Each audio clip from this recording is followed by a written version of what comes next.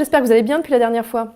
Rappelez-vous l'histoire de notre cher ECT, qui serait dans une situation de société créée de fait pour son business dans l'événementiel. Comment pourrait-il être à l'origine d'une société alors qu'il a simplement voulu arrondir ses fins de mois avec l'une de ses amies? Il n'a jamais rien écrit, il n'a jamais été voir un avocat ou un expert comptable. Pour lui, c'est n'importe quoi. Impossible qu'il y ait une société créée de fait. Et pourtant, ce n'est pas parce qu'on n'a pas fait les choses dans les formes, ou même qu'on n'a pas respecté de formalisme particulier, que le droit n'intervient pas. Le droit est partout. Comme M. Jourdain faisait de la prose sans le savoir, souvenez-vous de vos cours de français, le bourgeois gentilhomme de Molière, nous faisons tous du droit sans nous en rendre compte. Dans notre histoire, il s'agit de vérifier si un contrat de société a été formé entre ECT et sa camarade Anna. Souvenez-vous, il faut 4 conditions spéciales prévues à l'article 1832 du Code civil pour faire un contrat de société. Je cite. La société est instituée par 2 ou plusieurs personnes qui conviennent par un contrat d'affecter à une entreprise commune des biens ou leur industrie en vue de partager le bénéfice ou de profiter de l'économie qui pourra en résulter. Elle peut être instituée dans les cas prévus par la loi par l'acte de volonté d'une seule personne et les associés s'engagent à contribuer aux pertes. En définitive, pour qu'un contrat de société soit formé, il faut 4 conditions. Premièrement, une pluralité d'associés, sauf exception, EURL, SASU, sinon ça serait trop simple, évidemment. Deuxièmement, des apports en numéraire, en nature ou en industrie dans certains cas. Pas dans tous les cas, là aussi ça serait trop simple. La participation aux bénéfices et aux pertes, ce qu'on appelle également la participation aux résultats. Et enfin, quatrièmement, l'affectio societatis, c'est-à-dire la volonté de s'associer sur un pied d'égalité, même si la répartition des pouvoirs et des recettes peut être inégalitaire en pratique. Mais comment être sûr que ces règles s'appliqueront à eux? Tout simplement en appliquant la méthode.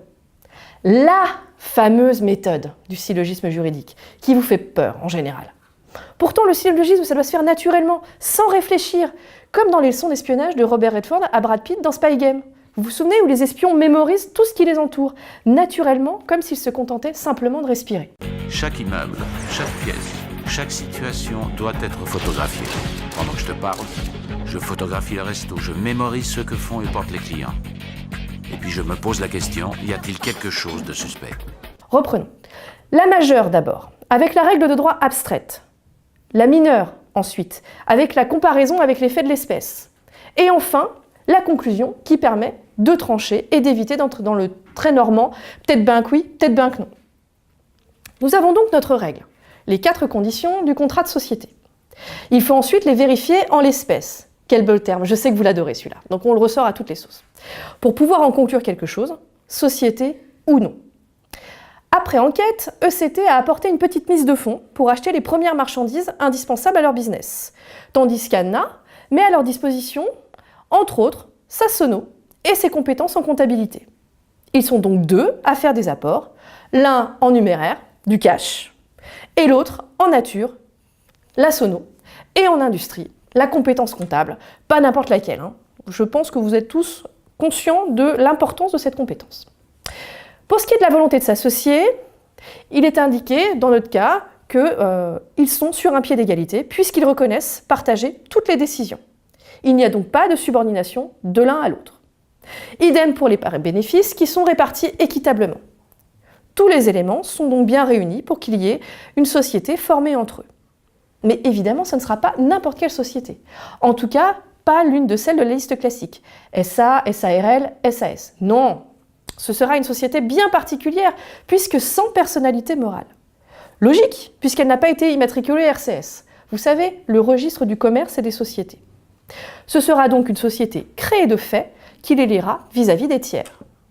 Cette société créée de fait résulte en effet du comportement de personnes qui, sans en avoir pleinement conscience, se traitent à l'égard des autres, à l'égard des tiers, en définitive, comme de véritables associés. Elle obéira donc aux règles de responsabilité issues de l'article 1873 du Code civil, celles applicables aux sociétés en participation, c'est-à-dire celles où on a cherché délibérément à ne pas avoir la personnalité morale pour rester opaque. Moralité, il faut être vigilant quand on fait quelque chose à plusieurs. Mais ça, c'est une autre histoire. Suite au prochain numéro.